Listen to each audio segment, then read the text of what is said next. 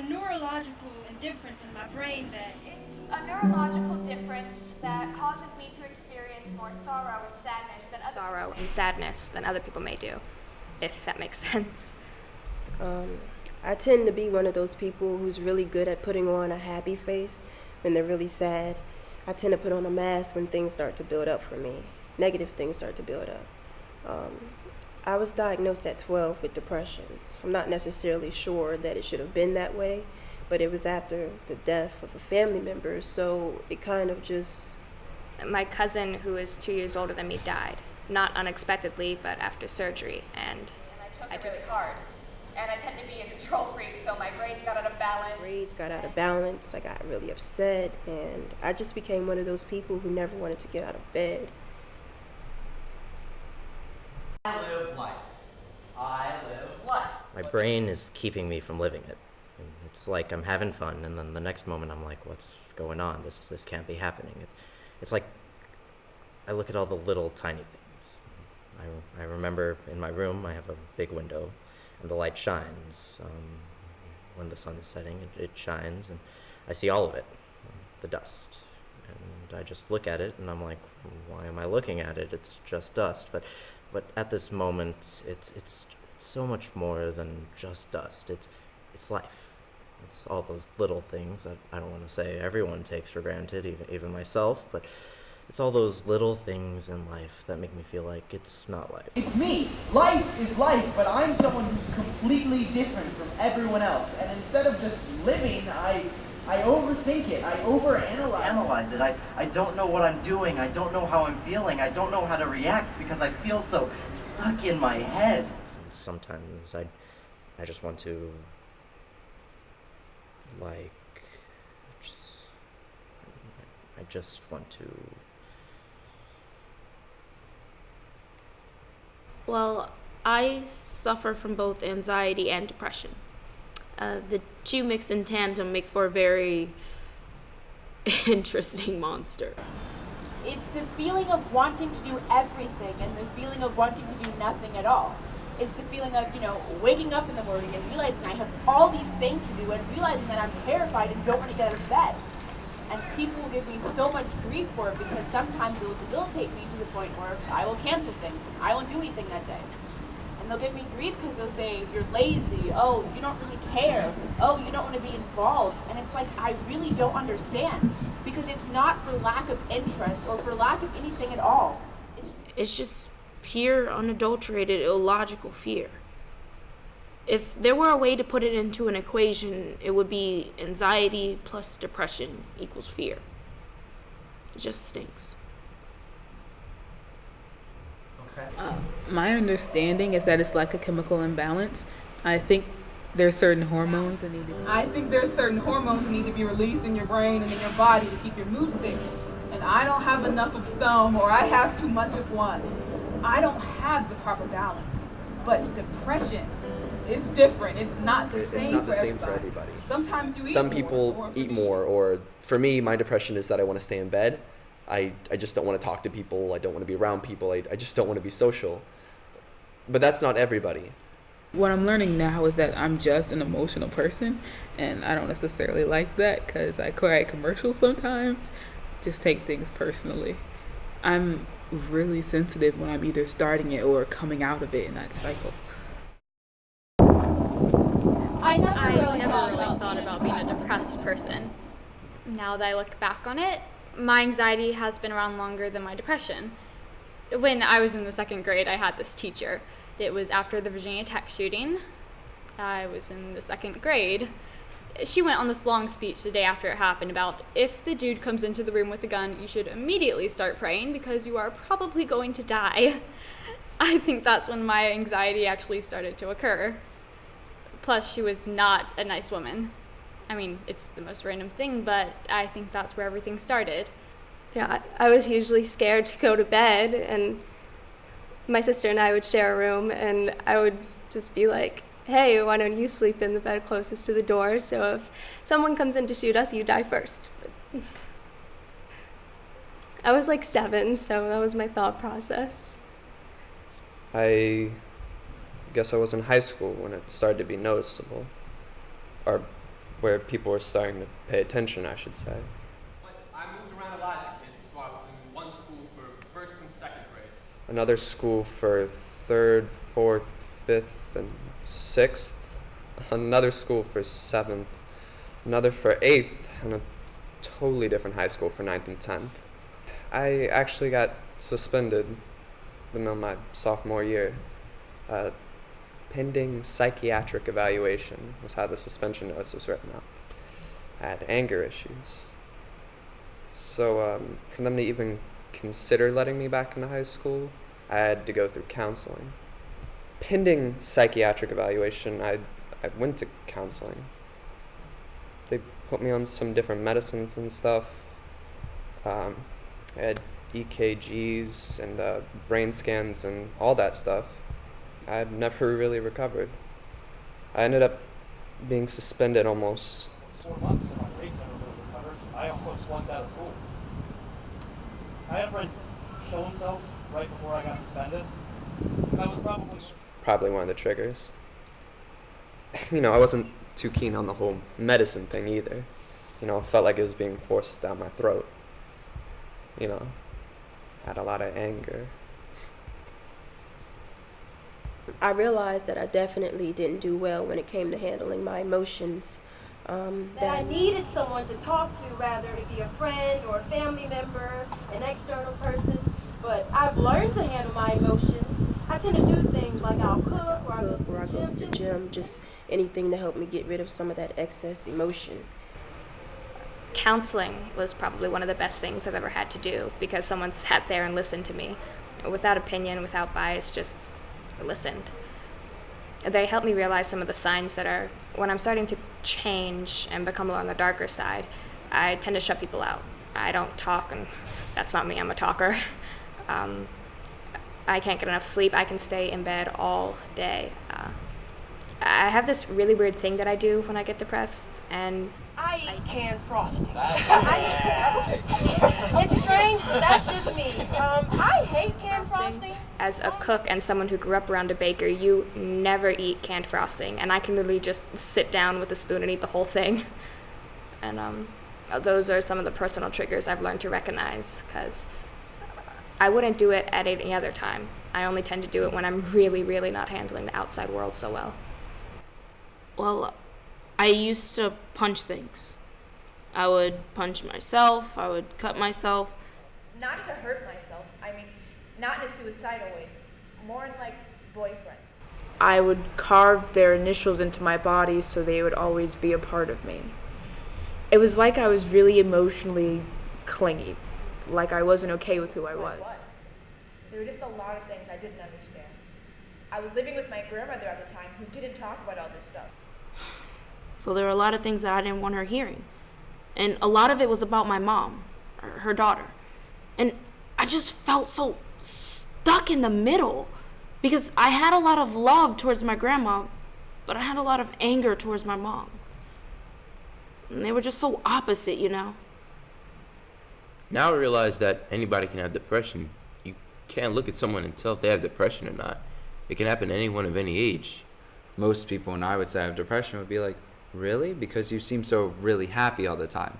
And I'd be like, yeah, well, you suck. Well, but no matter how much the depression affects the person, it doesn't matter how big or little the depression is, you still have depression, which means you're still not in a good state no matter how big or little.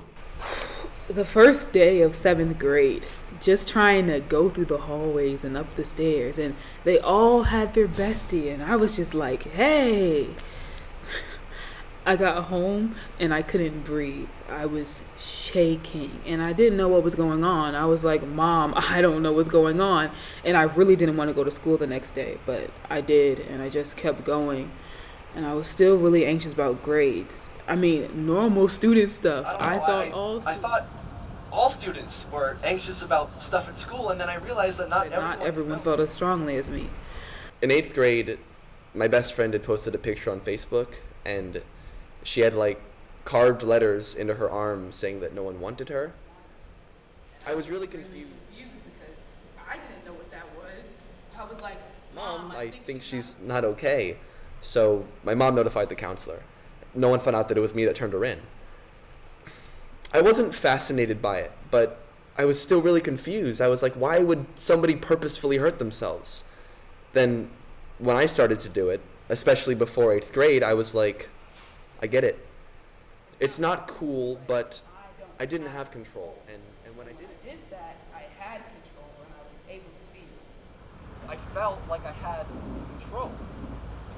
In 9th grade, I wasn't doing it so heavily at the beginning of the year, but around December when things really began to spiral, my parents didn't know it then, but it felt like everything was being thrown at me and I didn't know what was going on. It was my first year of high school and I was just really confused. You know, all these things were going on and I didn't have any control. And I just became ridiculously depressed. I stopped caring. I mean, this is not like something that goes away. A lot of people don't really get that. What really bothers me is when you're talking to someone about it and they're just like, be happy. You know, there are people who have it a lot worse than you. I mean, those people aren't me and I'm gonna feel different than everyone else, so why would you put me in a bubble with people? It's like they don't validate that this is a real thing that happens to kids. You know, oh, you're just being over dramatic. You should just be happy. You know, it's just so not like that. You can take medication. You know, it doesn't matter how many therapy groups you go to. If you have depression or anxiety, you can't just get over it. It takes so much work. And I mean, I get depression as a chemical imbalance in the brain. I mean, I personally don't know that much about it. When people start talking to me about it, you know, I just start drowning them out because I don't care if it's a chemical imbalance. I just feel off-put. You know, I feel sad. I don't want to do anything. I don't want to hang out with friends. I don't want to play the ukulele or sing. I just want to lay down. Not even sleep, just lay there. And you can tell me about the chemical stuff, but I don't feel like... But I don't feel like that's what I'm really feeling. You know, I don't feel like certain electrons aren't clicking. You know, I don't feel like something so minor could cause something so major.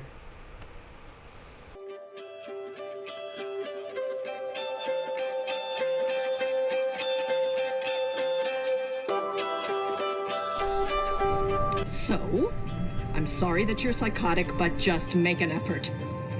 Pull yourself together and take a deep breath. Do it! This is an NBC News special report. The sad news that Robin Williams, Tony Scott, Alexander McQueen, Don Cornelius, fashion designer Lorenz Scott, country music star Mindy McCready, or Disney star Lee Thompson, GRL singer Simone Battle, confirmed dead, died by his own hand.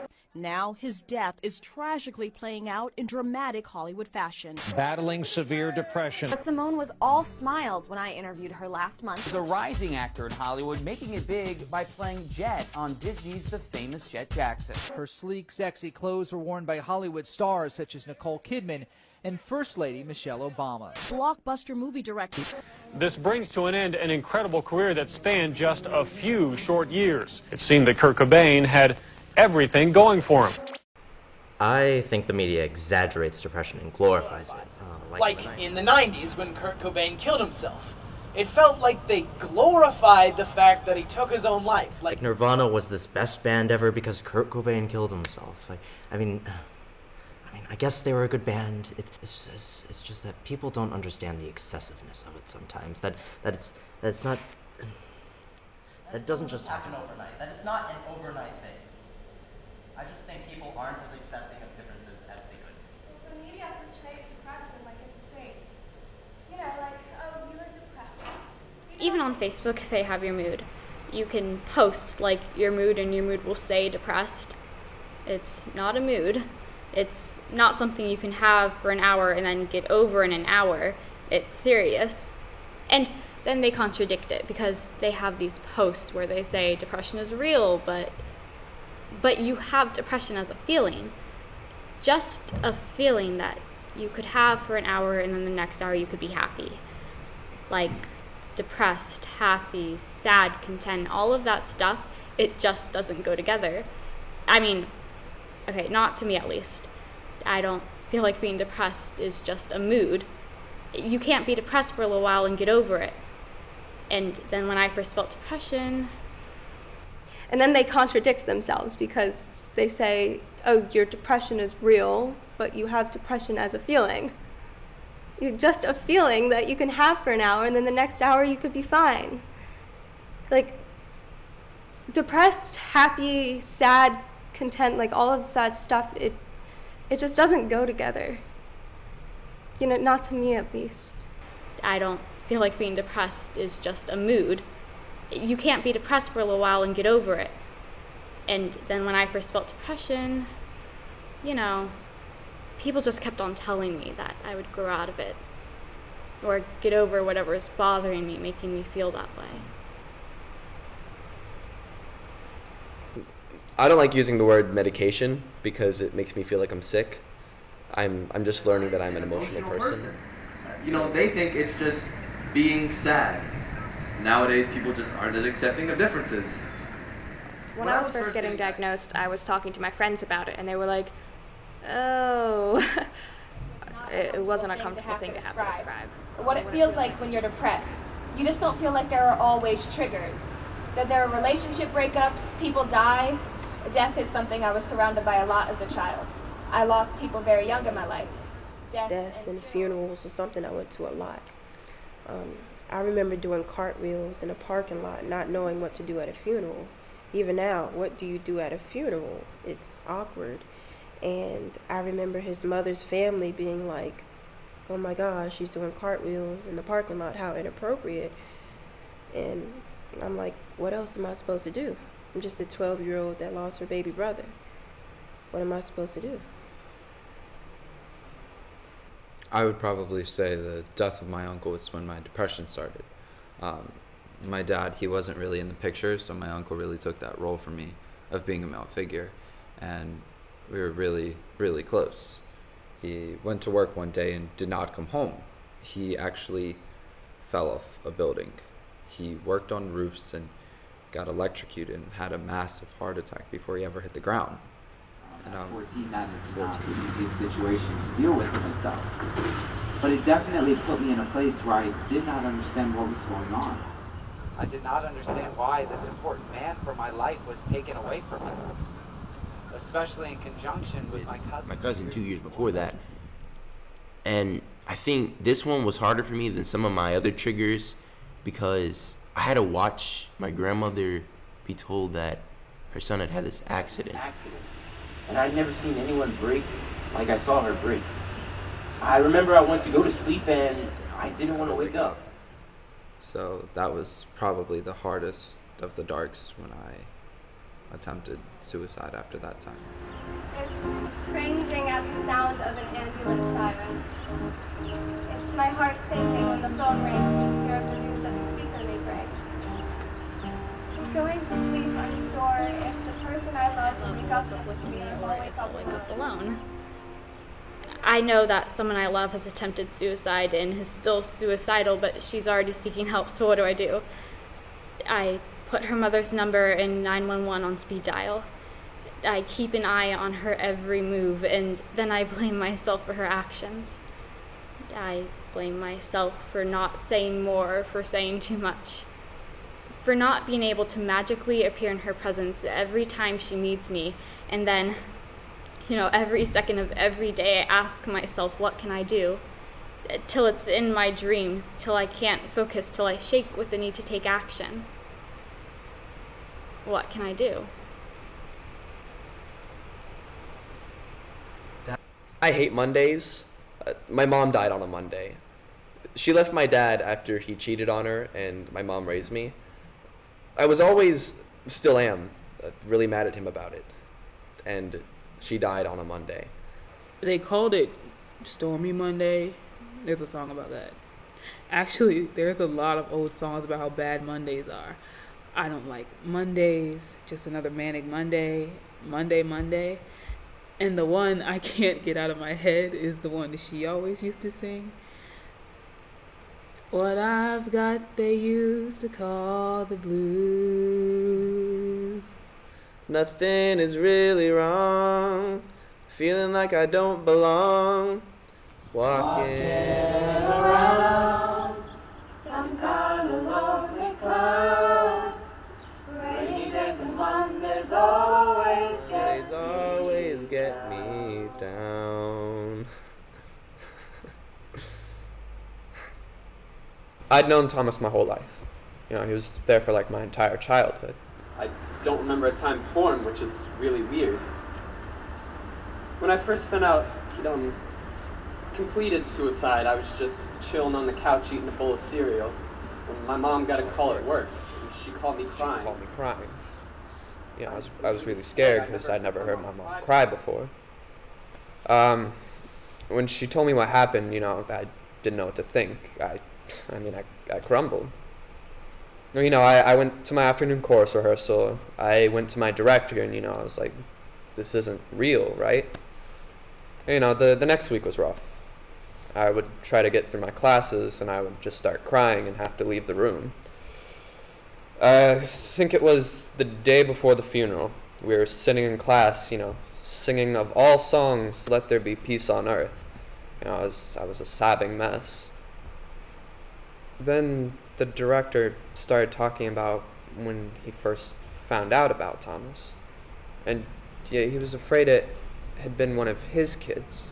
And it wasn't, but it was one of my really close friends. And, you know, that just pushed me over the edge.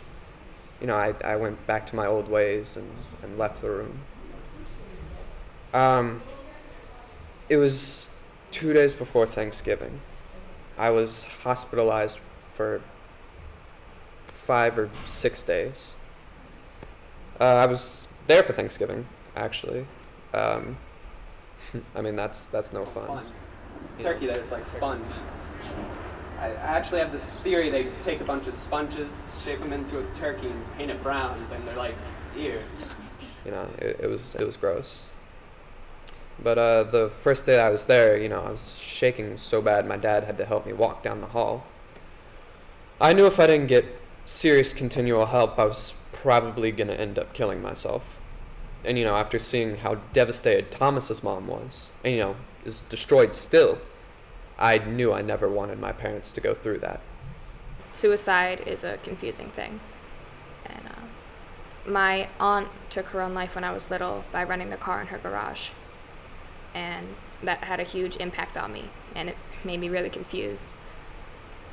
I promised myself that I would never let anyone in my life get to that point. And 2 weeks ago, my friend overdosed on sleeping pills and washed it back with some vodka. And for a full 24 hours, I thought she was dead. And we had just hung out that day and went to dinner and made plans for the weekend, and then all of a sudden she was gone. So, fortunately, she lived. And I remember the first second I saw her after that. I stopped in the middle of the street and my heart started racing. I was overwhelmed with excitement and relief. And I ran to her and I gave her the biggest hug I was capable of, and I never wanted to let go. I realized that you can't stop people from getting to their point of depression, but you can help them out of it, I guess. Depression hit my brother's friend very hard, to the point where his mind told him it was better to die. The pain was too deep. As a child at the time, I never realized. My brother's friend used to play with me when he came to visit my brother. He taught me so much. He would help me with my schoolwork all the time. He was the most positive person I ever knew. And I remember how confused I was when my mom had gotten the phone call. He had completed suicide. I was like, why would someone do that? He was such a big role model for me. I feel like sometimes parents don't want to admit there's something wrong with their child because it might mean that they did something wrong. And the biggest thing is that they need to realize that they didn't do anything wrong. There's just a little difference in your child. So don't ignore it. Get the help your kid needs. And also, I would say, if your child is diagnosed with something and they're taking medication, make sure they take their medication. Make sure they're taking it the way they need to. And don't let them skip doses. I know too many people who kind of just let their kid do whatever they want. They don't take their medication and they end up back in this spiral. So stick to it, stay on them. They can't get better without you, so they need that support from you. My mom's pretty good. Try not to get into your head a lot. I try to listen to people, not your thoughts. Because the thoughts are the things that lead you to the things you do, to your actions. Listen to people. And, look at the things around you, but not the bad things. Like, right now, the thing I do or tell people is, try not to look at the things that drive you to your depression, but the things that distract you from it. Like, I know music's huge. It's a good way I feel better. So, if that's what you do to make you feel better, do that. It's just like, don't avoid it because you have to face it. There are going to be thunderstorms, but thunderstorms don't last forever. They end. And at the end, there's a rainbow. Look for the rainbow, I guess. Find someone to trust. I know that may be hard because you may not feel like you can trust anybody, and you tell someone something and you tell them not to tell, and then they go tell, but in the long run, those are the good things. Again, seek help. What I've learned is that you can't fix it alone. You have to have some kind of support. At least I feel like you can't fix it alone. I couldn't. I went to go see a psychologist, and that's when the drug regimen started on a regular basis. I did all the tests of the shapes and the colors and the memories, finding my IQ and stuff like that to see if I have a learning disability. I didn't have any of that. The final diagnosis was that I have depression, generalized anxiety, OCD, and ADHD. And those were the 4 that I got diagnosed with. I was doing okay. I moved down here, and that was quite the adjustment. You are going to be okay. Somehow, some way, someday, you're going to be okay. Find the TV shows that make you laugh, or the songs that make you giggle, or the dog that licks your face. When I was getting to that point, I would take my dog for a walk. And he didn't care if I literally threw the leash on him and walked him to the end of the driveway and back. He was going for a walk. And it made me really simplify my life. It was just walking, just thinking, you're just listening, just laughing. It's just that simple. To a dog, it's literally just that simple.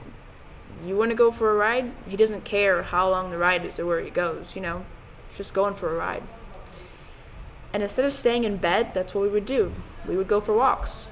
And it got me out, got me breathing the fresh air, my heart beating, my blood pumping through me. And it was 1 day a week, and then it was 2 days a week, and then it was 3 days a week, and I was starting to lose weight, and I was like, wow, look at this. And I was just starting to feel better slowly, and I was just walking my dog.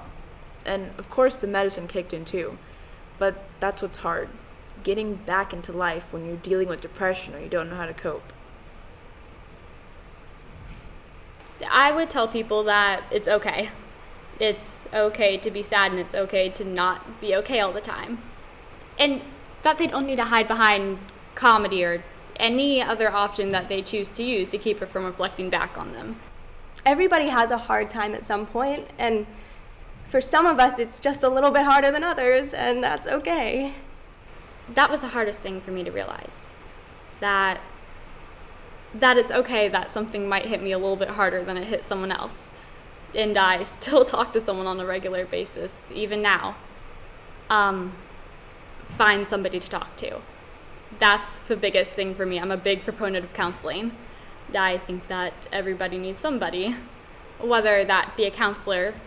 Me, I couldn't really talk to my family because they went through those same things too. So it just it jaded the way that I felt sometimes. So I found somebody outside to talk to. And you've got to. It's okay. Not everybody's going to understand depression. don't be afraid to get help. A lot of people are usually scared to get help because they don't want to go to their teachers because their teachers cause anxiety. They don't want to go to their parents because their parents are hard too, but you gotta go to someone. I had started cutting, and I hated to tell my mom that I was hurting myself. I mean, I was upset that she was upset, but I was more upset that this was the one thing I had control over, and now I had to give it up, and this sucks. But now that I'm on the right medication and I'm getting help, I'm just really enjoying myself right now. Learn to love yourself. All the flaws, all the crap that's in there, you gotta learn to at least like yourself. But you can learn to love yourself. It's such an awesome feeling when you can actually feel like, hey, I'm pretty awesome.